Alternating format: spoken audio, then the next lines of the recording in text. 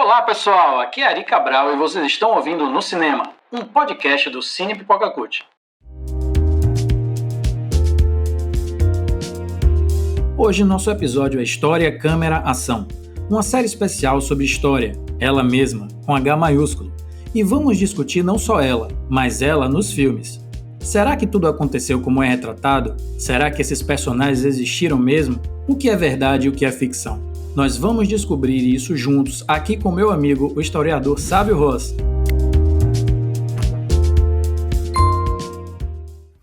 No episódio de hoje, vamos entender um pouco sobre um período muito controverso da história recente do país, a ditadura militar. Um período de silêncio, de tortura, de censura da liberdade de expressão, mas também de milagre brasileiro, de Copa do Mundo, de poesia, de engajamento político e movimentos culturais efervescentes. Vamos lá, Sábio? Vamos lá, vai ser um tema polêmico, mas ele faz parte da nossa história. Vamos lá, Sábio. Como estava o Brasil no momento do golpe? Olha, Ari, para começar, foi um cenário de confusão e pânico social.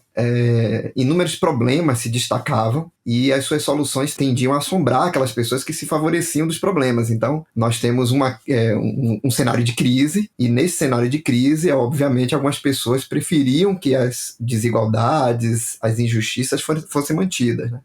Em 1961, o então presidente Jânio Quadros, uma figura pitoresca que foi eleito com o discurso de acabar com a corrupção, varrendo a corrupção com sua vassourinha, foi até jingle, né, da sua campanha, varre, varre, vassourinha. Sim, sim.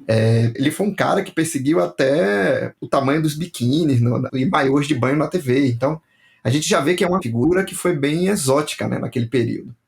Ele queria a apoteose de Getúlio Vargas, lá no queremismo, né? Aquele período lá de 45, em que Getúlio fez toda uma artimanha, uma cena para que as pessoas quisessem ele de volta ao cenário político. Então, na verdade, o que o Jânio queria era a mesma coisa, né? Então ele pediu renúncia e esperou o povo aclamar por sua volta, mas como dizem hoje em dia, né? Flopou. Ele acabou assumindo o seu vice, João Goulart.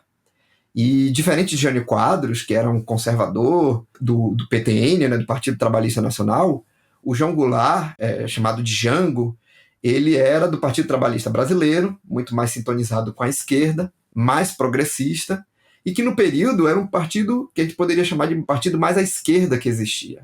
Jango ligou o alerta de uma elite orgânica que via seus privilégios ameaçados.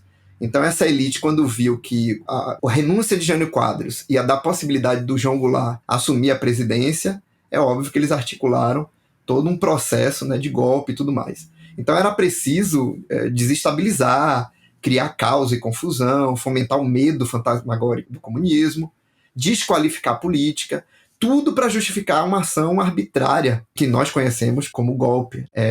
Coisa que, na verdade, é até comum na história do Brasil. Quase uma espécie de tradição, se a gente for parar para pensar. Nós já temos um golpe lá em 1889, que foi o golpe da República.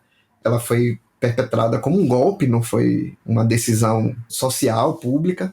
Então foi um cenário social, no caso da ditadura de 64, de incerteza, de pânico social, bombardeado de discursos inflamados, a sociedade dividida. Então, lembremos que foi um período mais aquecido, se a gente pode chamar assim, da Guerra Fria, né? Esse período da década de 60, segunda metade da década de 60, e que havia esse mal-estar pensativo, né? Que nem no filme Desafio, do Paulo César Saraceni, né? De 1965, um filme que exatamente explora o contexto histórico, né? Um filme de contexto histórico. Inclusive, ele foi censurado em 1966. Sim, sim. Eu gosto muito desse filme porque a gente percebe o pesar, né? A gente percebe o quanto a injustiça do mundo pesa nas costas daquele cara, daquele jornalista, né? O Marcelo, que trabalha numa revista, mas ele não pode escrever o que ele vê, ele não pode escrever o que ele acha. E isso influi de uma forma muito forte na vida dele, né? Tem um outro momento do filme também que eu acho muito legal, é que mostra o show Opinião, né? Com Zequete, João do Vale e Maria Bethânia, e eu acho muito legal aquela cena ali, porque é um registro, né, também em filme, de um momento importante em que a classe artística estava se opondo ao sistema, né? Eu acho muito interessante esse filme mesmo, bom você ter citado. É uma ficção histórica, mas na verdade é um filme de contexto, né? Que é um filme que fala muito do momento ali. Ele aproveita o próprio momento e ele faz uso do que estava acontecendo. Então a gente pode pensar até que, para entender esse clima, essa sensação do momento, acaba que o filme ele é muito eficiente para transmitir isso para a gente. É o mood do filme, né? O clima do filme. É exatamente aquele ali. Agora você estava falando sobre Django e sobre todo o medo e tal. Existia um golpe de esquerda em gestação no Brasil naquele momento? Ou foi um contragolpe ou não? Foi apenas um pretexto? Não havia certeza em nada, né? Justamente por não haver dados suficientes para se dizer se o Brasil seria como Cuba, por exemplo. Então é óbvio que a gente tinha ali um cenário em que a esquerda estava ganhando proeminência e que no cenário mundial nós tínhamos uma disputa muito bem dividida ali no período da Guerra Fria entre dois sistemas representados, a gente sabe, que um pelos Estados Unidos e outro pela União Soviética. Então havia sim um clima, no caso para a esquerda, um clima esperançoso de mudança nas estruturas, que era bastante ameaçador para o status quo, para o empresariado, para o campo mais conservador aqui do país. Alguns grupos mais entusiasmados, eles viam nessa explosão binária da política do período da Guerra Fria um momento de escolha, de decisão. Uma elite conservadora sempre esteve tentada de tomar com mais vigor o poder político, desde o último governo de Getúlio Vargas, na verdade, desde antes de Getúlio Vargas, essa extrema-direita, esse empresariado, né, mais controlador. Então, eles já tinham essa intenção. Né? Mas eles esbarraram em vários entraves, inclusive a própria opinião pública. Por isso que eles tinham que fazer tudo com muito cuidado. Era preciso construir uma estrada de medo para guiar as pessoas a apoiarem a tomada de poder. E isso demandaria bastante tempo. Né? Não poderia ser feito de uma hora para outra. O problema é que as reformas de base que Jango começou a dar andamento, como, por exemplo, valorizar os professores, permitir voto aos militares de baixa patente, permitir voto aos analfabetos, dar crédito bancário aos pequenos produtores, também para os pequenos agricultores, democratizar o acesso à terra, o que a gente chama de reforma agrária. Então tudo isso foi visto como uma ameaça a essa elite orgânica, feita de latifundiários, feita de grandes empresários, e fez com que eles manipulassem todo o cenário dessas transformações aos gritos de comunismo, né? Tratando tudo como uma ameaça. Coisa que hoje já fazem parte do nosso dia a dia. Né? Tirando o professor, que ainda não é tão respeitado, valorizado, tirando a reforma agrária, né, que não conquistou ainda o seu lugar, o restante todo a gente já tem hoje na nossa Constituição. Mas vários registros da época conseguem nos dar o clima do que aconteceu. Por exemplo, no documentário Cabra Marcado para Morrer, originalmente de 1964, Sim. E foi impedido de ser feito por questões óbvias naquele período, né, dirigido pelo Eduardo Coutinho, o filme só vai ser feito mesmo de fato em 84. Então ele traz a morte lá do líder camponês, né, o membro da Liga Camponesa de Sapé, lá na Paraíba, e como o seu assassinato estava vinculado a um sistema de mandantes, né, de mandonismo ali, jagunços, policiais, o latifundiário que foi deputado estadual, que foi mandante. Então a gente já consegue ver muita coisa desse cenário do quanto as expectativas eram para se dar logo o golpe. Né? Então o golpe foi chamado pelos golpistas de revolução. E as justificativas desse golpe são as justificativas de proteger a nação de um levante comunista, de uma ameaça estrangeira comunista. Mas é óbvio que as pessoas que foram atingidas diretamente com o golpe foram justamente os brasileiros, né? Brasileiros de baixa renda, brasileiros da área rural. Essa revolução, que foi golpe, na verdade, ela acaba interrompendo todo esse processo de transformação que parecia surgir ali no processo de presidência do João Goulart. Assistindo O Dia que Durou 21 Anos, tem uma passagem bem interessante que eles falam da campanha da legalidade, em 1961, e falam de uma passeata e tal, e de como aquilo ali teve muito mais coisa por trás. Eu queria que você explicasse um pouco o que foi essa campanha da legalidade. Realmente aconteceu, porque todo o processo de impedimento da posse de João Goulart foi um processo ilegal, né? Foi um processo inconstitucional. Então, no momento da renúncia de Jano, o vice João Goulart estava na República da China. Isso é muito significativo, porque o cara tinha acabado de passar pela União Soviética, o cara passou pela China, então tudo isso a negócios, né, fazendo relações comerciais com outros países. Ele chega a ser ameaçado de prisão pelos golpistas. Então a elite militar tentou vetar a posse legal do vice, e isso veio atiçar uma mobilização social. Então nós vamos ver vários setores civis, inclusive setores militares, legalistas, que vão ser contra o veto. Leonel Brizola foi o carro-chefe desse levante legalista, lá em Porto Alegre, no caso, né? Com apoio da mídia, apoio dos próprios militares que eram favoráveis à Constituição. Então foi um movimento autônomo, mas uma verdadeira batalha de opinião pública, como o próprio Brizola disse, né? Ele chama isso de batalha de opinião pública. Chegou a haver um movimento militar, bélico, né? Quase chegaram a um confronto armado. Mas para evitar isso, o Estado, para evitar essa guerra civil, que se espalharia com muita facilidade se tivesse ocorrido, acabou optando por algo mais cauteloso. Então aceitaram a posse de Jango, e depois ainda tentaram alterar o sistema de poder para parlamentarista, para não ser presidencialista, tentaram tirar os poderes do presidente João Goulart, mas esses poderes acabam voltando em 63. Então eles fizeram várias artimanhas para impedir que houvesse esse levante juridicamente legal da posse de Jango. Então realmente esse movimento foi importante, porque se não fosse esse movimento popular da campanha da legalidade, o golpe já teria acontecido em 61. Não teria nem discursos de Jango e nem ele dizendo que ia assinar a reforma agrária nas coxas. Isso aconteceu mesmo, sabe? Aconteceu. E esse discurso, na verdade, depois, né, da posse dele em 61, foi esse discurso que atiçou ainda mais os militares, não só os militares, né, primeiro essa elite orgânica que tem no Brasil, que incentivou os militares a tomarem o poder. Então um dos motivos dessa tomada de poder foi justamente um discurso de Jango, mais acirrado, né, de reforma agrária, e que deixou, obviamente, uma elite que a gente tem desde o período da colônia, que é uma elite agroexportadora, é uma elite dona de terra, latifundiária, que até hoje no Brasil é a mesma elite que interfere nas relações de poder político. Vamos entrar um pouco mais na Guerra Fria, que a gente já vem falando desde o programa de corrida espacial. Qual foi o envolvimento dos norte-americanos com o golpe? Teve?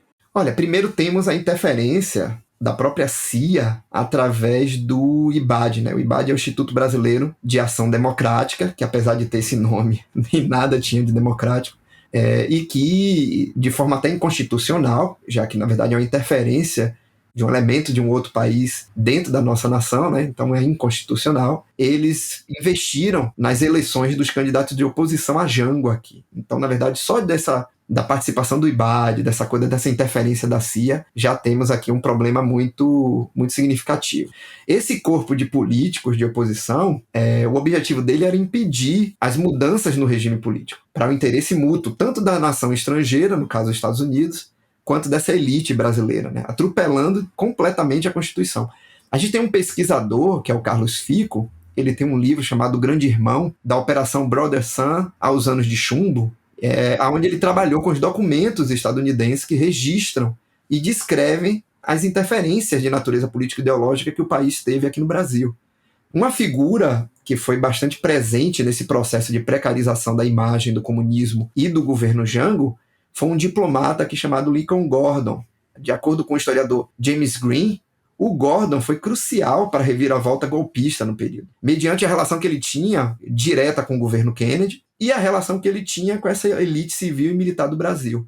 Então foi ele que sinalizou, foi ele que, sintonizado com a Guerra Fria, serviu de ponte a esses dois campos de interesse. Então Kennedy tinha tudo a ver com esse movimento. Podemos ver como foi a reação de Kennedy na chamada crise dos mísseis soviéticos lá em Cuba. Aí a gente tem aquele documentário, né, o Dia que Durou 21 Anos, Sim, de 2012, lá do Camilo Tavares, e que traz todo esse conjunto de áudios, né? Tem áudio do próprio Kennedy assumindo a intenção de interferência direta no Brasil, com os velhos discursos de ameaça comunista, ao mundo livre. Sempre se teve essa ideia, né, do comunismo, uma grande e terrível ameaça ao mundo livre.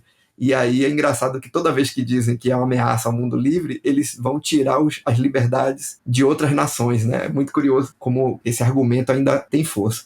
Então Kennedy teve, sim, grande interferência, mas quando ele morre, foi o outro presidente, o Lyndon Johnson, que vai assumir esse projeto, né, de interferência aqui no Brasil. Então Kennedy acaba morrendo, mas deixa esse legado, né, essa espécie de legado, que é o plano de interferência estadunidense no nosso país.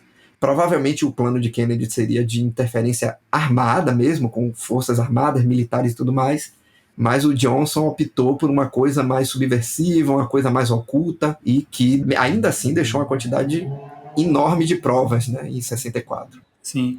Nesse documentário, O Dia que Durou 21 Anos, ele inclusive fala sobre uma movimentação militar dos Estados Unidos até o Rio de Janeiro, solicitadas pelo embaixador Lincoln Gordon, e que depois, quando o golpe aconteceu de outra forma, não precisou das forças militares dos Estados Unidos atuarem, elas voltaram para os Estados Unidos, mas mandaram a conta para cá, para o Brasil pagar.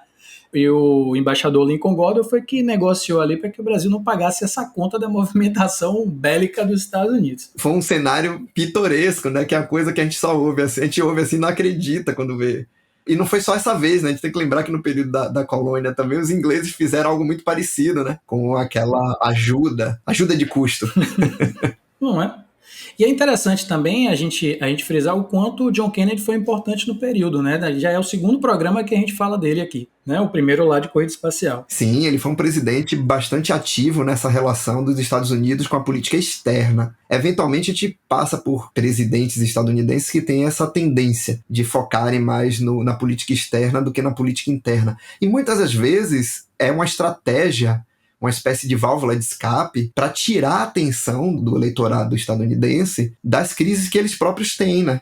Nos seus próprios cenários políticos. Então é uma estratégia bastante interessante para eles, e uma espécie de neo-imperialismo, obviamente, de interferir na vida de outros países, sugar o máximo que puderem daqueles lugares e depois dizerem que tudo aquilo ali foi um movimento democrático, foi um movimento de auxílio, né? De ajuda. São os cowboys, né? Sim, sim. E ele importante também nesse movimento de Guerra Fria, né? Mas você já falou algumas vezes sobre a importância da população nesse momento. E me responda, o que foi a Marcha da Família com Deus pela Liberdade? Olha, foi a articulação ideológica dessas camadas conservadoras e reacionárias, sustentáculo dessa classe média ao que vai ser, que a gente vai chamar depois de golpe.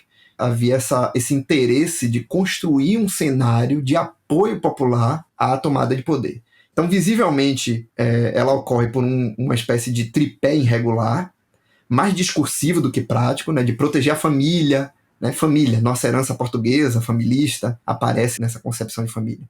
Com Deus, né, cooptando como valor superior, como valor inegável, ninguém vai negar Deus, ninguém vai deixar de proteger a família, nem ninguém vai deixar ninguém vai negar Deus, né, num cenário tão religioso e familista que é o cenário brasileiro. E, por fim, né, essa ideia de liberdade, que já foi construída uma imagem do comunismo fantasmagórico, uma espécie de invasor alienígena, bem ao estilo de Guerra dos Mundos. Do comunismo vem e vai tomar tudo, e vai expropriar as pessoas, vai tirar a liberdade. Então há essa construção da imagem, reconstrução, né, porque ela não é nenhuma novidade, da imagem do comunismo. Então a Marcha da Família com Deus pela Liberdade, ela foi promovida por essas mesmas gerências golpistas que seduziam aquele público mais conservador, estimulando rancores mais reacionários, e acabaram unindo na própria marcha, e aí a gente consegue ver em fotografias, deixa isso bastante claro, acabaram unindo ideias que não estavam necessariamente alinhadas, ideias muitas vezes confusas. Vamos ter padres anticomunistas, pessoas defendendo a Constituição ao lado de quem pede intervenção inconstitucional, gritos belicosos de paz, né, unidos em defesa das individualidades, né, de pensar que a gente ri hoje, mas ao mesmo tempo a gente teve isso em 2016 agora, em movimentos sociais aqui no Brasil, que as pessoas estavam defendendo a liberdade, pedindo intervenção militar. Então é um negócio que é bastante confuso e utilíssimo, geralmente para setores golpistas. Eu estava exatamente pensando nisso, sabe? Quando você estava falando sobre como parece que a história se repete, né? Família, Deus, liberdade, patriotismo.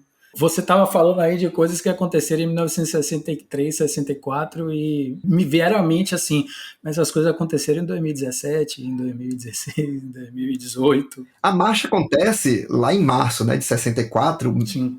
Dias antes do golpe. Então ela foi uma coisa meio emergencial ali, ela foi uma coisa meio de elevar as emoções das pessoas para participarem apoiando o regime. Mas a gente já tem ali uma espécie de anti-gulaguismo, se é que eu posso chamar assim, né? Anti-gulaguismo, que é essa ideia de serem contra Jango, né, terem essa aversão a Jango, comparando ele com comunistas e tudo mais. Tem uma faixa, tem um cartaz do período em que eles dizem que preferem a pinga à vodka.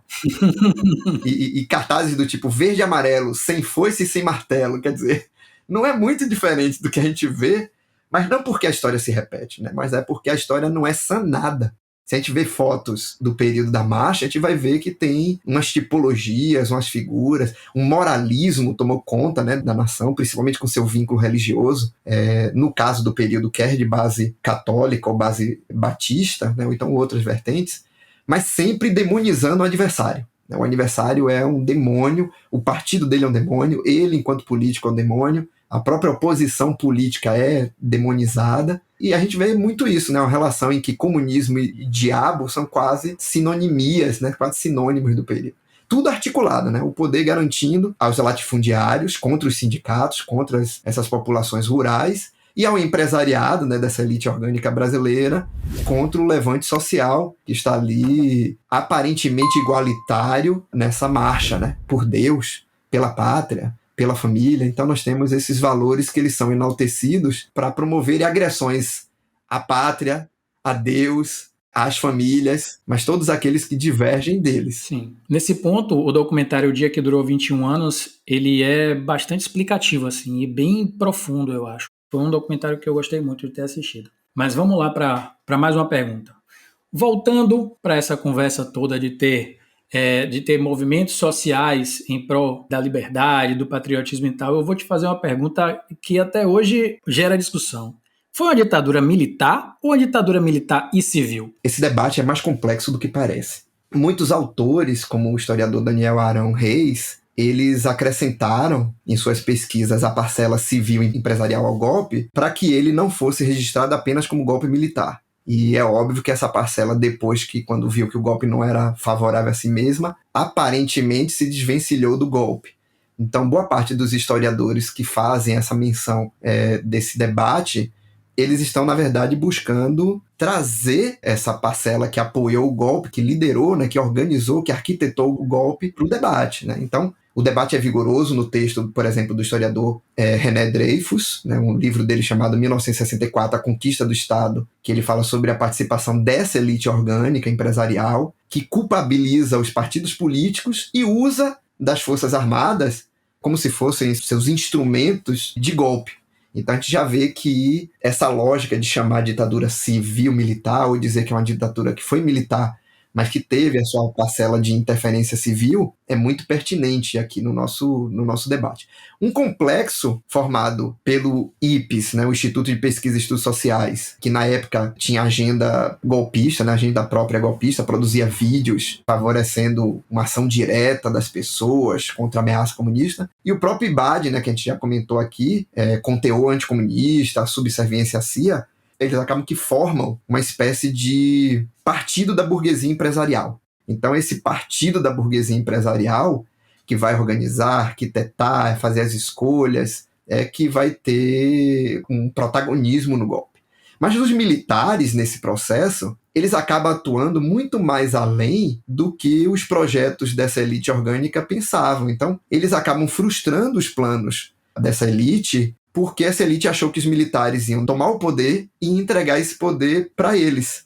E não é bem isso que acontece, né? Os militares tomam poder e não devolvem. Então vira esse cenário que nós conhecemos, que foi o golpe militar, a ditadura militar no Brasil, mas que tem a sua carga, seu teor de participação desses empresários, dessas pessoas. Então o tiro saiu pela culatra, e a culpabilidade dupla, dizer que é civil e militar, ela é bastante pertinente. Porém, essa interpretação, ela causa uma espécie de ilusão de que a culpa é dividida, né? Quase como se fosse assim, 50% dos militares e 50% de uma parcela civil. E não é bem assim, né? É 100% dos dois, né?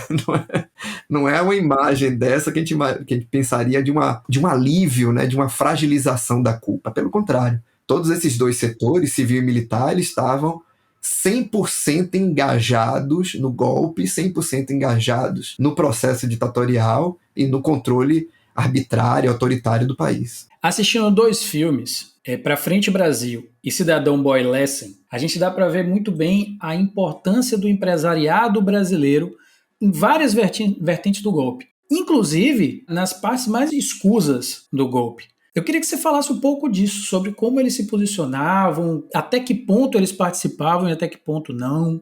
Olha, o empresariado, ele foi o financiador do golpe, né? E ele foi esse controle malfadado sobre os militares. Acabou não acontecendo.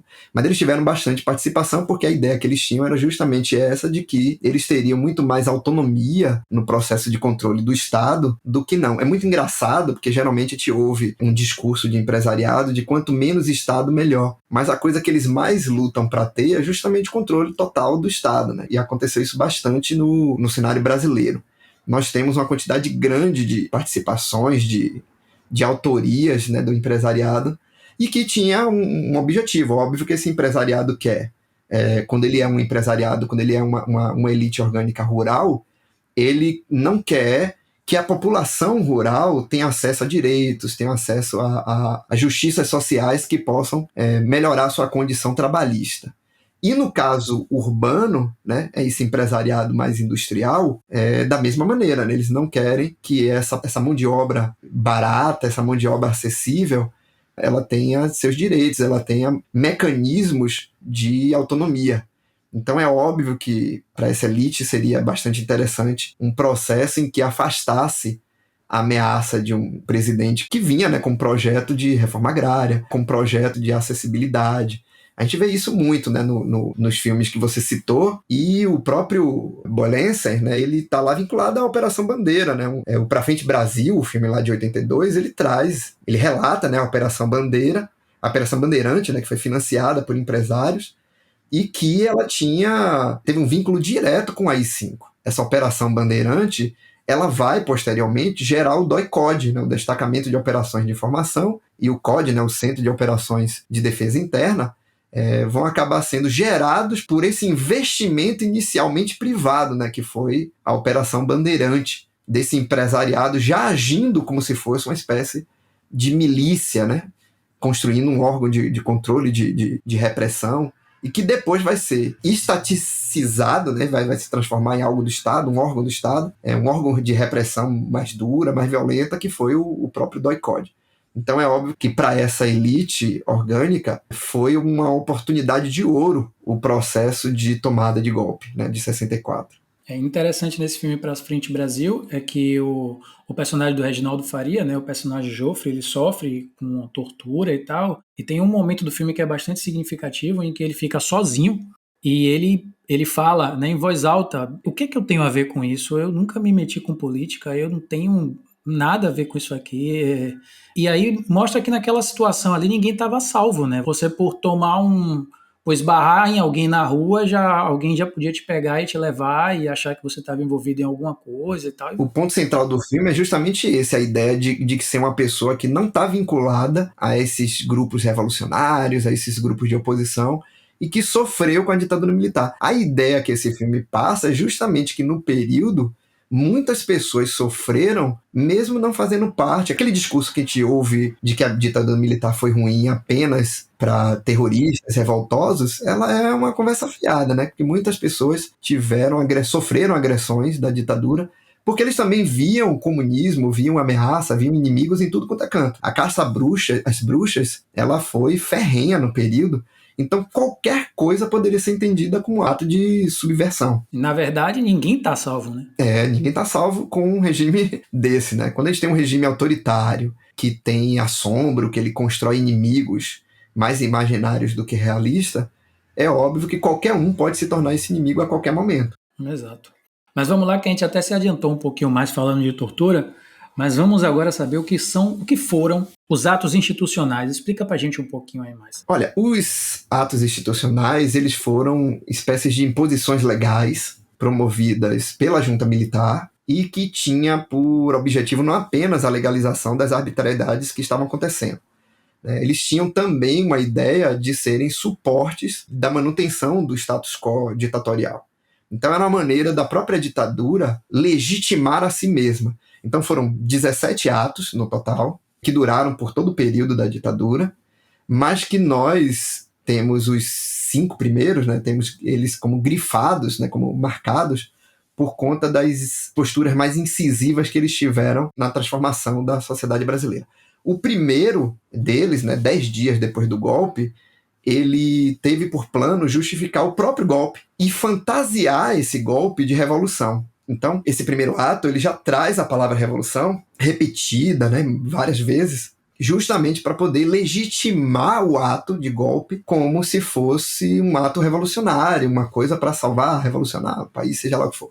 Então esse primeiro ato teve isso. Além disso, ele foi também um ato de cassação de poderes políticos de alguns nomes importantes, como o próprio João Goulart, Brizola, que eu já citei, o Luiz Carlos Prestes. Então, essas figuras que tinham uma certa eminência no cenário político, elas, nesse primeiro ato, perderam seus direitos políticos, foram cassadas. O segundo deles, ele ocorre diante do resultado das eleições a governadores que foram desfavoráveis ao regime. Então, mesmo que o regime tenha dado o golpe em 64, a eleição seguinte para governador mostrou que a sociedade dividida elegeu uma quantidade de gestores que poderiam contrariar os interesses da ditadura. Então, o que aconteceu? No segundo ato, eles fazem uma espécie de anulação de algumas eleições, as que são desfavoráveis a eles, e fazem eleições indiretas, né, controladas pela própria junta militar.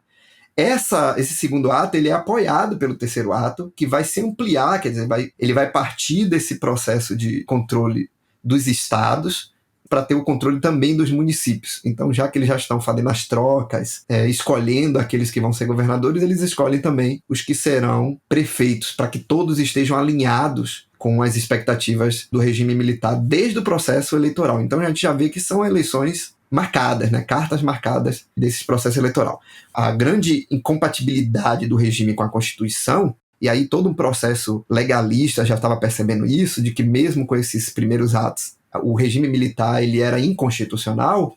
O que é que o próprio regime fez? Ele lança o quarto ato, que impõe ao Congresso Nacional uma nova Constituição, bastante desequilibrada, mas que vai dar mais poder ao Executivo do que aos outros, e que vai favorecer o regime, quer dizer, é uma espécie de legalização do regime ditatorial. Sim. E aí ela acaba sendo importante. Mas a mais emblemática, que todo mundo fala, se lembra, se assombra, o famoso AI-5, né? Ato Institucional 5, que ele tirou mandato e voz de toda a oposição ao regime, todos os adversários do regime perderam mandato, perderam voz, fechou jornais, fechou o Congresso Nacional, promoveu intervenção direta e indireta, sem nenhum questionamento a todos os campos possíveis, a mídia, os jornais, foram censurados, a tortura que antes era um instrumento não assumido, ele se torna agora um instrumento do Estado.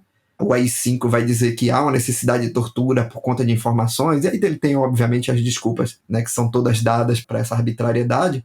Então esse ato mais radical, ele acaba atendendo a uma vertente dentro da ditadura militar, que são desses militares da linha dura, militares mais radicais, mais claudicantes, que vão justamente impedir que as coisas possam sofrer mudanças ou críticas. Inclusive é nesse período do AI-5 que a gente não vai ter notícias mais de corrupção no governo da ditadura militar, como se não tivesse corrupção lá, mas não aparecem as corrupções do período justamente porque não aparece na mídia. Não pode, né, aparecer essas informações. Então o AI-5 acaba sendo mais emblemático porque ele persegue artistas, professores, filósofos, políticos, pessoas públicas. Então ele acaba sendo o que mais interfere no cotidiano das pessoas brasileiras, porque os primeiros interferiram muito mais no cenário político, e as pessoas às vezes não têm noção do que está acontecendo no cenário político. Mas quando ele atinge artistas, o cinema, os meios de comunicação, aí sim a gente percebe que ele atinge mais diretamente as pessoas. No filme O Que É Isso, Companheiro, a gente vê muito isso no começo, né? Porque eles falam assim, a gente está assaltando o banco, mas ninguém sabe. A nossa luta ninguém sabe, ninguém vê. Então vamos fazer alguma coisa que a mídia não possa deixar passar, sabe? Que alguém tenha que falar. E aí eles vão tentar sequestrar o embaixador norte-americano. E funciona. Funciona, inclusive é um instrumento fantástico que eles têm. Na verdade, até então, esses assaltos, essas ações mais pontuais, elas acabavam sendo tratadas como atos de terrorismo, né? Segredo de Estado. E aí, esses confrontos diretos não eram apresentados à sociedade. Para a sociedade, as coisas estavam indo muito bem. Um ou outro ato de terrorismo que acontecia. E é óbvio que, como não tinham vozes desses militantes, então esses atos poderiam ser descritos e tratados como fosse conveniente para o regime militar. No caso ali do sequestro, e que o filme relata com... Tudo bem que é um filme de ficção, mas ele é muito bem feito. Sim. Ele relata aquilo de forma muito eficiente, né? Do quanto que aquela informação chegando até as pessoas...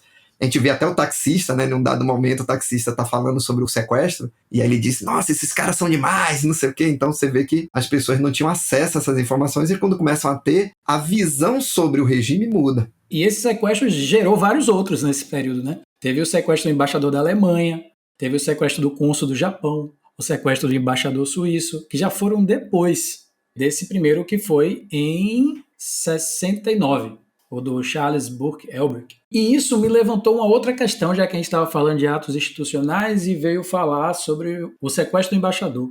A luta armada, ela começa com o AI-5 por conta dessa dificuldade de noticiamento das coisas? O AI-5 realmente estimula, né? Na verdade, já aconteciam movimentos armados antes do AI-5, mas eles eram muito pontuais. No caso do AI-5, ele estimula uma participação maior de grupos. No ano de 68, quando se suspendem os direitos civis, como já falamos, né? O primeiro momento, a oposição era legalista, né? Então ela era legalista, jurista, buscava os meios de debate e de disputa para exercer a crítica à ditadura. No momento que acontece o AI-5, esse campo, esse espaço de diálogo, de poder falar, ele se encerra. Então, essa positividade inocente, ela foi encerrada pelo próprio regime, quando faz essa linha dura, quando faz o controle maior desses discursos. Tivemos movimentos estudantis, tivemos movimentos partidários, grupos diversos, muitos deles dissidentes de partidos políticos que foram proibidos ou que tinham uma postura muito mais branda. Eles acabaram sendo provocados a uma ação mais direta contra o enforcamento que o Ato Institucional 5 deu a esses espaços, a esses militantes. Então, por exemplo, a Ação Libertadora Nacional, de 67, ela foi feita por ex-membros do Partido Comunista Brasileiro, PCB, que se viram inutilizados politicamente. O filme mesmo acaba mostrando isso, né? A gente consegue ver no filme do Bruno Barreto que aquele texto ficcional que o Fernando Gabeira escreveu em 79, e que ele vai se tornar ele se torna um filme de 97, ele não está dissociado do cenário, né, do que estava acontecendo naquele período. Então, parte dele, pelo menos, está muito bem retratado ali, né? O sequestro do diplomata, do Elbrick, ele serve não só de moeda de troca para libertar prisioneiros políticos, isso é importante, porque são vozes que foram silenciadas, são lideranças, são figuras que precisavam de um espaço de atuação, e dentro da prisão não tinha como acontecer, obviamente. E é uma espécie de vitória, né, quando você consegue retirar os presos políticos, porque são presos políticos dentro desse regime. O sequestro da vida real foi feito pelo MR8, né, Movimento Revolucionário de 8 de Outubro, que é a data de morte de Che Guevara, e que, obviamente, não são com aqueles personagens que a gente vê no filme, mas esses movimentos estudantis, a gente vê que são estudantes, são pessoas engajadas em partido e tudo mais, eles acabam virando essas células terroristas, que é efeito direto da cassação de direitos, né, e da política de censura. Então, a gente pode dizer que sim, né, que o AI-5, se não criou essa relação, ele pelo menos incentivou ela a ser mais aguerrida, a ser mais ativa, né, proativa. Sim, assim como aconteceu também com Marighella, né, que agora no filme de Wagner Moura retrata bem como ele como ele virou um líder revolucionário, mas antes ele era um deputado, ele estava do lado da democracia e foi empurrado para a luta armada. Porque o caminho dele se fechou com os atos institucionais enquanto deputado, enquanto democrata, né? Pois é, então o próprio sistema, quando toma essas atitudes mais arbitrárias, né, de impedimento, de silenciamento, de perseguição, de morte, né, de assassinatos e morte, ele acaba também incentivando uma reação ainda mais ferrenha contra ele, né? E o filme de Marighella deixa isso bem evidente, o passo a passo dessa circunstância. Sávio, há muitas argumentações por aí sobre os números da ditadura. A ditadura brasileira torturou e matou menos que outras? Essa contabilidade faz algum sentido? Essa contabilidade, geralmente, ela tem um objetivo que é amenizar a imagem de uma ditadura comparada à outra. Se a gente tiver uma comparação assim, fica parecendo que uma ditadura é aceitável, né, em comparações a outras que foram mais violentas ou que têm números estatísticos muito maiores. O que não é o caso, né? Para nós da história, para a sociedade em geral, democrática, civil, os números eles não podem ser usados como meia-culpa ou como um pano, né, para se passar para esses regimes autoritários. Então, não, essa contabilidade ela não tem um objetivo claro que não seja, né, óbvio, a manutenção de um valor em cima de um regime autoritário. Quando para a gente isso é indigesto, né? É melhor que a gente nem pense dessa forma de serem ditaduras aceitáveis, né?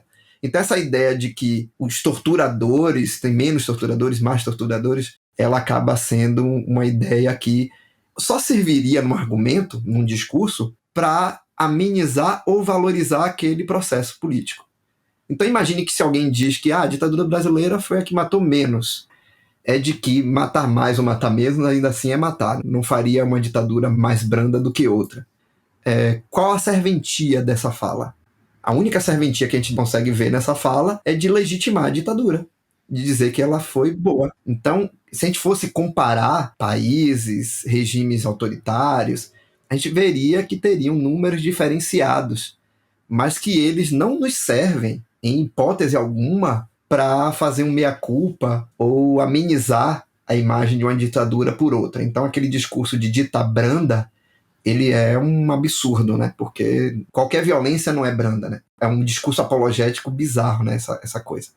Quer dizer que um dado cenário político de outro país teve mais mortes do que a ditadura no nosso Brasil não justifica as mortes ocorridas na nossa ditadura daqui. Não justifica os atos institucionais, a tomada de poder, nada disso. Então a gente já parte desse pressuposto de que esse valor quantitativo das ditaduras não fazem elas mais ou menos piores entre si.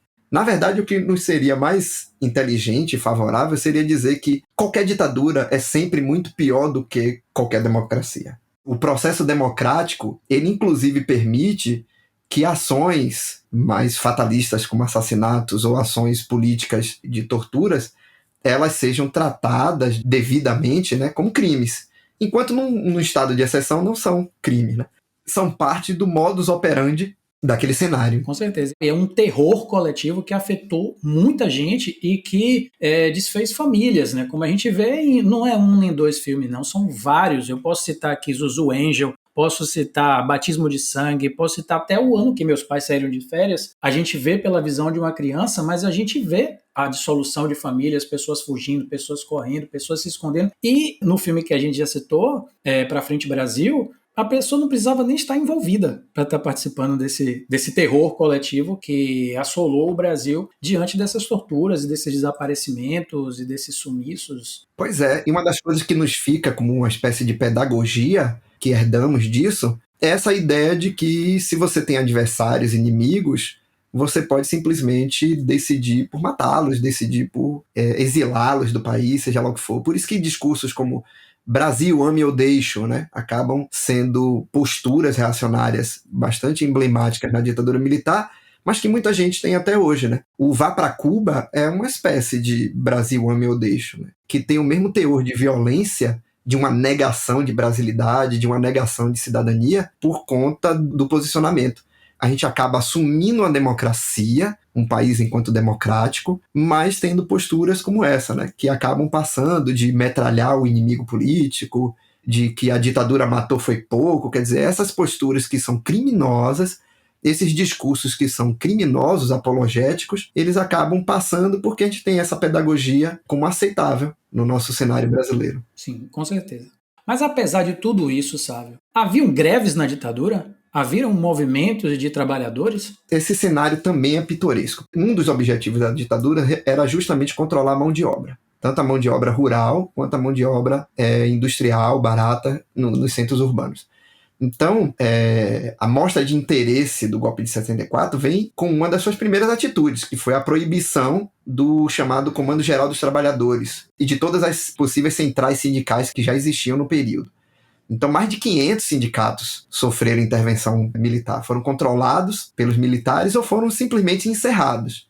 Então, a gente já vê que 64 interfere diretamente na relação do trabalhador. Então, os grevistas, eles eram, nesse período, logo após o golpe, eles eram correlacionados com o subversivo. Então, alguém tentar fazer uma greve, questionar o salário, questionar a quantidade de horas de trabalho, eles entendiam aquilo, eles interpretavam aquilo como uma espécie de sinal de comunismo, sinal de subversão, de rebeldia, antipatriotismo. Então todos esses discursos, eles estavam engajados em silenciar e frear qualquer postura grevista ou qualquer postura de trabalhista. Desde 64, há um processo de proibição, de não aceitação de greves. Então a situação precária, ela fez com que esses trabalhadores que se reunissem e promovessem uma grande greve, eles fossem vistos como subversivos. A gente vê isso em exemplo do próprio período, né? 1968, em Minas Gerais, na cidade de Belo Horizonte, de Contagem, a gente teve aquela greve geral, aquela greve maior, que sofreram, né, retaliação dos militares. E em São Paulo, em Osasco, a gente teve também um movimento trabalhista, e que esse de Osasco foi ainda mais, foi reprimido com mais violência, com uma quantidade enorme de grevistas presos. Tem, inclusive, 2 filmes sobre esses 2 movimentos no YouTube. Tem 1968, A Greve de Contagem, e tem ABC da Greve, de 1989. O ABC da Greve, ele é muito interessante porque o Leon Hirschman, que foi o diretor, ele estava preparando o longa-metragem dele, Eles Não Usam Black Tie, quando o movimento do ABC Paulista começou. E ele decidiu parar o filme e gravar todo esse movimento, mas o filme ficou escondido, permaneceu inacabado até 1987, na morte dele, quando pegaram e reeditaram esse filme e lançaram em 1999, tendo até que restaurar algumas imagens e tal. Mas esse filme, ABC da Greve, é muito interessante porque mostra uma figura que é bastante proeminente no cenário de hoje e que estava lá no início, que é Lula. É bem interessante aquele momento, inclusive sob a ótica de que estávamos numa ditadura, né? Sim, em 78 ainda era ditadura, né, quando teve a grande greve do ABC Paulista, e ela devolve à classe trabalhadora a possibilidade de movimentação, de articulação política que não tinha durante o regime, né, principalmente depois do AI-5, em que essas lideranças, esses movimentos poderiam ser interpretados como terrorismo, como comunismo, ou seja lá o que for.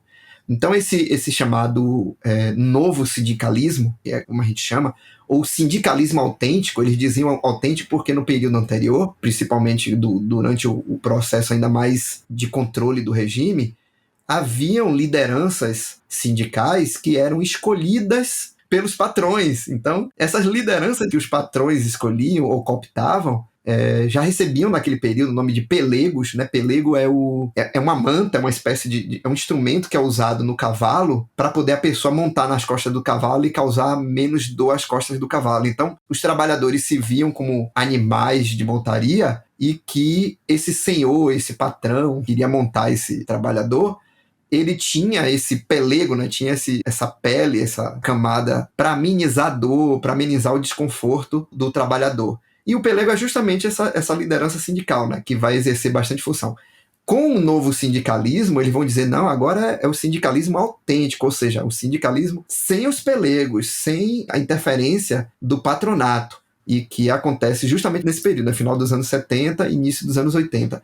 No início dos anos 80, como você falou, surge ali Luiz Inácio Lula da Silva, é fundado em 1980 o PT, e depois, em 83, é fundada a CUT, a Central Única dos Trabalhadores. Então a gente já vê que esses movimentos de trabalhadores, eles foram cruciais para o próprio desfecho da ditadura, né? E a construção de um novo cenário político, que vai desaguar, que a gente pode chamar assim, na Constituição de 1988. A gente vai ver que é uma Constituição que é chamada de Constituição Cidadã, mas que ela acaba sendo uma Constituição também bastante favorável ao trabalhador. Mas eu queria também levantar a importância da greve de Contagem em 68, que aconteceu apenas 4 anos depois do golpe, e que ela foi tão importante, tão perigosa, digamos assim, para a ditadura militar, que eles chegaram a dar um aumento de 10% para todos os trabalhadores do Brasil, para abafar aquela greve, com medo de que outros movimentos se engajassem na greve, como o movimento comunista, o movimento estudantil, e tornasse aquilo um movimento nacional contra a ditadura apenas 4 anos depois dela ter se instaurado. Pois é curioso porque esses dirigentes do período da ditadura, eles tinham mais consciência do poder das massas, das pessoas, do que as próprias pessoas, né? Então, para eles era muito mais vantajoso dar esses 10% naquele momento ali, né? Assim como a gente vê vários discursos de políticos que são contrários a certas demandas, medidas, e que no momento que eles veem que a candidatura deles está em risco, eles rapidamente conseguem tirar a mão do bolso, né? Mas vamos lá, estávamos falando de movimento sindical e tal. Fala-se de um milagre brasileiro na época da ditadura. Ele realmente aconteceu? A economia foi tão bem assim? O tal milagre econômico, milagre brasileiro, ele existiu e se sustentou em uma quantidade enorme de abusos e violências que aconteceram no período. E, obviamente, ele favoreceu a classe hegemônica, né? As classes dominantes aqui no país. Não só aqui no país, né? As classes dominantes estrangeira e nacional, se a gente for pensar na participação dos Estados Unidos com o seu próprio empresariado. O jornalista Hélio Gaspari, né, que apesar de ser jornalista, construiu uma série de livros bastante interessantes para o conhecimento histórico do período, que são a coleção chamada As Ilusões Armadas. Ele trata da simultaneidade entre o período de crescimento da economia, isso que a gente está chamando de milagre econômico, e os chamados anos de chumbo, né? Eles coexistiram, mas é óbvio que a propaganda do Estado tentava escamotear as agressões aos direitos humanos, as crises humanitárias, o regime de exceção, com esse enaltecimento, com essa valorização do tal milagre econômico. O PIB brasileiro cresceu nesse período sob a orientação principalmente do ministro Delfim Neto, entre 1968 e 1973, e que tudo isso só foi possível por conta de algumas modalidades, algumas estratégias que fizeram que isso fosse mais viável, que fosse visível. Uma dessas estratégias foi chamada arroxo salarial, que encurtava o salário do trabalhador diante da própria oscilação da inflação, por exemplo, mas que não permitia que essas classes elas tivessem proximidade. Por exemplo, o que aconteceu muito foi uma espécie de vala entre os mais ricos e os mais pobres nesse período. Então, esse tal milagre econômico, a gente sabe para quem ele foi um milagre e para quem ele foi um nada, para quem ele foi uma ausência. A própria precarização do trabalhador, mantendo emprego, mas com baixo salário, sustentou esse milagre, que foi custoso aos mais pobres. Então a gente já vê que o conceito de milagre ele é bastante relativo. Se a gente for pensar nele só no PIB, ele é viável, mas se a gente for pensar na distribuição de renda, ele foi totalmente contrário a isso, né? A própria propaganda cobriu esse cenário de Brasil grande, como eu falei mais cedo, ame, eu deixo, tal. Então era o que liam os roceiros expulsos de suas terras que buscavam nos centros urbanos uma possibilidade de vida. A gente vai ter essa onda migratória e de que nada foi coincidente nessa onda migratória. Ela foi feita direto da expropriação dos grandes latifundiários, protegidos pelo regime, e essa massa de gente virou mão de obra barata nas cidades, na indústria. A gente vai ter fotografias do período disso. Inclusive fotografias fazendo apologia ao milagre econômico. Você vai olhar ali uma quantidade enorme de trabalhadores e você vai dizer, poxa, que legal, então as pessoas estão com trabalho. Claro que as pessoas estão com trabalho. As pessoas não tinham nada, vieram da roça, né, foram expulsas. E aquele trabalho paga muito mal e exige muito, mas pelo menos elas têm. É melhor do que não ter. No filme ABC da Greve mesmo, tem um momento em que ele anda pela cidade com o carro e mostra a diferença do lugar onde os trabalhadores da fábrica moram e onde os coordenadores e onde os diretores moram. É um negócio absurdo. O lugar onde os trabalhadores da fábrica moram é um lugar que você não passa nem de bicicleta, sabe? De tanta lama. Eles moravam praticamente em barracos e trabalhavam nas fábricas. Sim, é justamente do período, né? Esse período migratório, essa mão de obra barata indo para a cidade, para os centros urbanos em busca de trabalho, em busca de sustento, a gente tem que lembrar que houveram um período de seca durante o regime, seca nas regiões nordeste, por exemplo, mas foi essa gente migrando, essa gente que foi para as cidades, que acabou fundando a maioria das favelas. Então o milagre econômico, ele fez favelados e não se sustentou até o final dos anos 70. Podemos ver essa dualidade toda, discrepante, no filme Pra Frente Brasil, né, do Roberto Farias. Sim. O filme relata a Operação Bandeirante, por exemplo, mas relata também essa mão de obra barata, essa mão de obra precarizada, né, que serviu de trampolim para o PIB, né, para o crescimento econômico dos empresários. É bem complicado mesmo. Esse assunto me abala muito, sabia? Esse assunto de economia me abala muito. Mas vamos lá, vem cá. O que foi exatamente a lei da anistia e o que ela mudou na sociedade daquela época? Ela, por exemplo, ajudou no movimento Direta Já? Olha, a lei da anistia, ela é até uma controvérsia, né? Porque era uma expectativa das pessoas que estavam sendo perseguidas pela ditadura, que foram exiladas, né? Artistas, políticos, né? Então a lei da anistia era o perdão do Estado a essas pessoas perseguidas pela ditadura, né? Pelo regime ditatorial, pelos autoritários. Então a lei da anistia era uma necessidade nesse conflito todo, nesse processo todo, para essas pessoas que eram vítimas diretas do estado de exceção.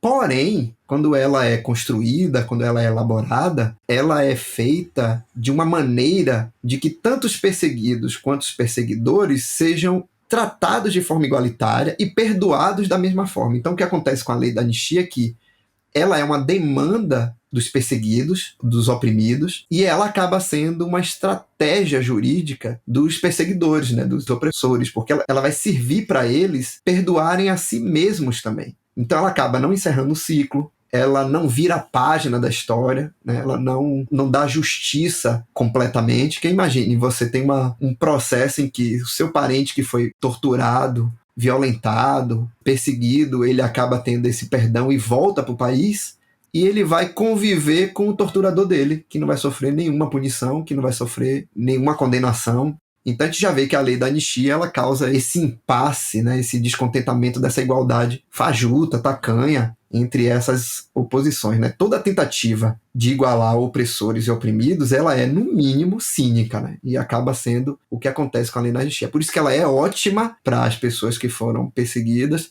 mas ela é péssima, né? Porque ela não condena os criminosos, né?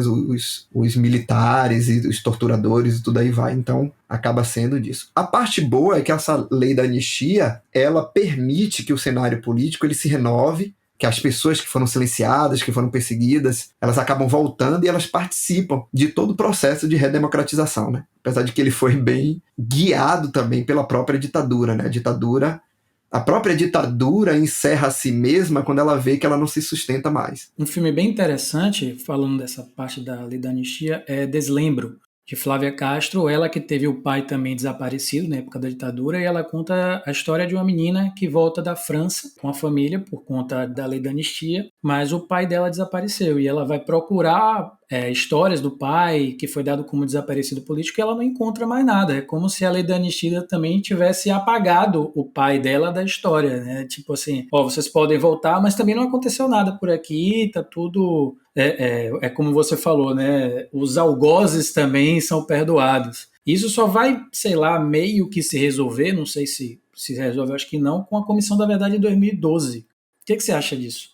Você acha que resolve? É isso que acontece, né? A gente vê, e o filme acaba mostrando isso bem, de que há uma disparidade terrível entre a possibilidade jurídica de voltar para o país, os que estão exilados, mas a impossibilidade jurídica de culpar os algozes, né? Como você mesmo disse, ou seja, as pessoas que estão desaparecidas são simplesmente esquecidas, né? O Estado brasileiro não mede esforços para resolver esses problemas, esses crimes. E eles só vão ser vistos mesmo, de novo, com a Comissão Nacional da Verdade, né, que vai buscar reaver essas injustiças, esses crimes, para trazer um conforto, né, não só para as famílias dos desaparecidos, mas para a sociedade.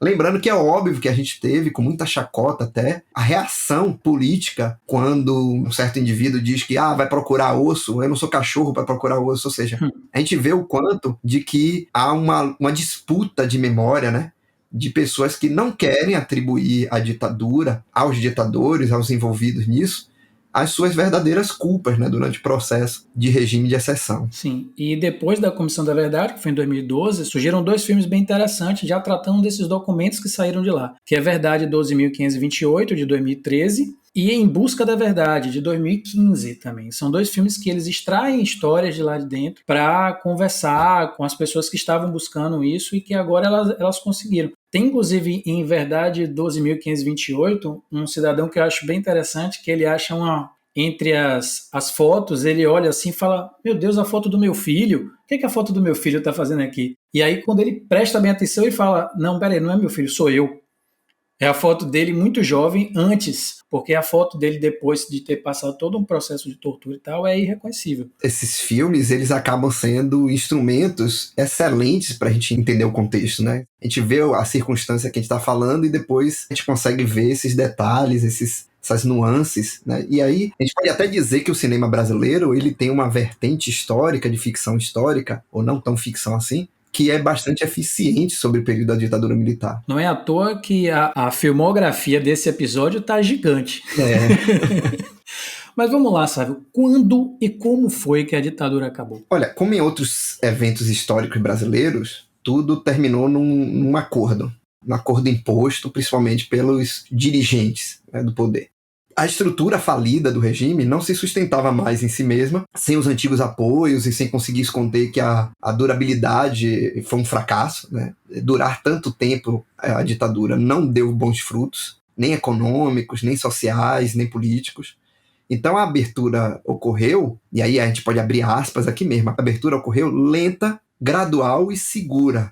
Lenta, justamente para poder não haver rupturas nessas relações de poder, gradual, para que os próprios dirigentes, essa própria elite militar possa se assegurar, e segura porque eles não querem ser punidos, né? A lei da anistia mostra isso, né? Que essa abertura lenta, gradual e segura foi justamente para protegê-los. Então ela começa lá com o presidente militar Geisel, né? Ernesto Geisel, em 74, e ela foi seguida depois pelo presidente também militar, João Batista Figueiredo, que assumiu a presidência em 79. Esse último é até bastante curioso, porque esse último até ameaçou arrebentar, e aí foi essa palavra que ele usou, quem fosse contra a abertura. Ele disse que quem for contra a abertura, eu sou capaz de arrebentar, né? Quer dizer, até no processo de abertura política, esses autoritários conseguem ser grosseiros, né? Conseguem ser impositivos dessa forma. Eu até falei disso no capítulo que eu escrevi para o livro que saiu agora, História dos Jovens no Brasil, que foi organizado pela historiadora Mary Del Priori, agora no ano de 2022, e que eu tenho um capítulo sobre a relação entre juventude e quadrinhos, e que a ditadura militar perseguiu também os quadrinhos, e aí o desfecho desse evento foi justamente dessa forma, né? Com o regime militar buscando uma maneira de ser encerrado sem ser punido, morrendo de medo de que se perdesse o poder, ele poderia ser preso. Então a gente vê esse tipo de conduta ainda muito comum hoje em dia. Então, voltando ao contexto, a gente vai ter, por exemplo, com essa questão da abertura, a gente vai ter aquela camponesa Elizabeth Teixeira, que foi entrevistada no filme Cabra Marcado para Morrer, ela agradecendo ao presidente Figueiredo pela abertura política. Então, uma parte desse processo de lenta, gradual e segura era de construir no imaginário popular de que foram eles mesmos que estavam ofertando à sociedade brasileira essa abertura, quando na verdade foi porque as ruínas estavam no nível que não tinha mais como sustentar o regime. Num primeiro momento, deixou uma leva de gente nefasta, inconformada, que fizeram vários atentados a jornais, banca de revista, colégios, residências de partidos políticos e tudo mais. O mais famoso desses atentados foi aquele que a gente chama de atentado do Rio Centro, que eles iriam colocar uma bomba num show que ia ter e tal, e essa bomba acabou explodindo dentro do próprio carro desses militares. Então esses reacionários odiosos, né, não queriam que o regime voltasse a ser democrático, então eles fazem todo esse processo. Depois desses, né, vem a abertura sem as devidas punições, né, sem a culpabilidade dos responsáveis pelo regime. Então o país acaba herdando uma quantidade enorme de ressentimentos e mágoas. A própria impunidade permitiu que hoje houvessem discursos apologéticos ao regime. Hoje a gente tem pessoas na rua fazendo apologias, pessoas fazendo revisionismos, de dizer que não foi ditadura, que foi revolução, e por aí vai, negando a história, justamente porque, como essas coisas não foram punidas, elas não foram tratadas como deveriam ser, juridicamente, elas existem ainda na nossa sociedade, né? Então elas ainda estão conosco, né? Ainda temos essas coisas. Então você, enquanto historiador, você acredita que há uma possibilidade da gente reviver esse momento de ditadura no país? Olha, estamos falando daquilo que a história chama de história do tempo presente, né? A gente tem uma vertente da história chamada história do tempo presente, que é justamente a história de que boa parte dos envolvidos nela ainda estão vivos, ou que os efeitos de suas ações ainda estão muito latentes na nossa sociedade. A ditadura militar é um exemplo disso. É uma história muito recente, né? Muito presente ainda no Brasil. Então, há uma evidente disputa de memória, como eu falei, com a justa aplicação da Comissão Nacional da Verdade e esses setores mais conservadores. Para aqueles que saíram impunes e privilegiados do regime ditatorial, isso soa desgostoso, né? Eles não gostam de ouvir, de saber da Comissão Nacional da Verdade, da história da própria ditadura, né? À toa que há sempre um discurso de deixa isso para lá, deixa isso para o passado, né? Acho que a pior frase que você pode dizer para um historiador é essa. Então, houve um imenso esforço, né, do mais recente governo, apoiado por essa elite militar mais recente, de apagamento dessa coisa toda, para a gente permitir que essa coisa seja tratada como naturalidade. Em várias esferas, desde antes da própria eleição de 2018, houveram esforços para negar, revisar com inverdades e até mesmo apagar a história do período. No mais brando dos casos, por exemplo, um papo tedioso de deixa para lá, deixa para o passado, mas a gente tem também situações ainda muito mais perigosas, que são autores produzindo livros que não são baseados em fontes, não são trabalhados por historiadores, que faz uma espécie de segunda verdade, possibilidade de verdade para esse regime reacionário que a gente vê hoje em dia. Obviamente não teríamos mais os mesmos moldes, ainda que muitos dos atuais gestores reacionários sejam figurinhas quase que retiradas desse passado, né? Mas nós não temos mais o mesmo cenário, o cenário agora é outro, por isso que as manobras são sempre mais cautelosas, mais disfarçadas do que foram no período de 64 para cá. A própria ditadura, ainda que tentem alterar ela, com discursos, com desgaste da imagem e tudo mais, ela acabou por desgastar a imagem de moralidade dos militares. Então a gente já não vê os militares da mesma maneira que eles eram vistos em 64, também por conta do próprio processo de ditadura. Então nós não vamos ter um regime igual ao que aconteceu em 64, mas é óbvio que não devemos nunca deixar de ficarmos atentos a essas investidas autoritárias, né, que elas estão aí o tempo todo, buscando espaço de poder para exercer a política do medo, do ódio, do abuso. Então, apesar de não termos um cenário que permita o regime que tivemos no passado, nós temos uma espécie de neoconservadorismo, neorreacionarismo, que tenta a todo momento, através de diversos instrumentos, né, a internet, meme, desinformação, tenta a todo momento dividir e confundir a sociedade para que eles possam justificar a tomada de poder, como fizeram, né, os militares e a elite orgânica lá em 64. Mas é inconciliável democracia com autoritarismo. Sim, com certeza. Os tempos são outros, as ferramentas são outras, mas as vontades são iguais, né? E as nossas lutas têm que ser iguais também, né? Para impedir que a democracia seja suplantada, né, por mais uma camada de medo, de assombro, de anticomunismo, dessas coisas todas que a gente viu na história do país e que não fez nada de bom pra gente, né? Se a gente tirar um saldo final do que foi o processo de ditadura militar, a gente vai ver que nem mesmo para os conservadores ela foi tão positiva assim. Bom, é isso aí, pessoal. Espero que, assim como eu, vocês estejam entendendo muito mais sobre esse momento controverso da história do nosso país. Eu gostaria de agradecer aqui ao historiador Sávio Ross, que trouxe todas essas explicações pra gente. Mais algum recado, Sávio? Olha, eu vou agradecer, né, por participar mais uma vez com você, né? Fico muito feliz de estar aqui nesse podcast. E o meu recado que eu deixo é só, gente, vai procurar ler historiadores e vai procurar bons filmes para assistir do que ver cartazes com absurdos em movimentos verde e amarelo por aí. Lembrando que no programa de hoje, para entender a ditadura militar no Brasil, os filmes citados foram Cabra Marcado para Morrer, de 1984, O Que é Isso, Companheiro, de 1997, O Dia que Durou 21 Anos, de 2013, Zuzu Angel, de 2006, Marighella, de 2019, Deslembro, de 2018, O Desafio, de 1965, Batismo de Sangue, de 2007, 1968, A Greve de Contagem, de 2018, ABC da Greve, de 1979, O Ano em que Meus Pais Saíram de Férias, de 2006, Verdade 12.528, de 2013, Cidadão Boy Lessen, de 2009, Pra Frente Brasil, de 1982, Em Busca da Verdade, de 2015 e Django, de 1984. Mas não precisa anotar enquanto eu falo, porque a gente vai deixar direitinho aqui na descrição. E lembrando que esses só foram alguns, viu? Se vocês foram procurar, tem muitos outros sobre esse período histórico do Brasil. Fiquem ligados no podcast No Cinema, um podcast do Cine Pipoca Cult produzido em parceria com a Súbito. Vamos ainda analisar aqui personagens, livros e conversar com diretores de cinema brasileiros. Assine o No Cinema, ative as notificações e acompanhe a gente no Instagram, @cinepipocacult ou no site cinepipocacult.com.br. Até mais!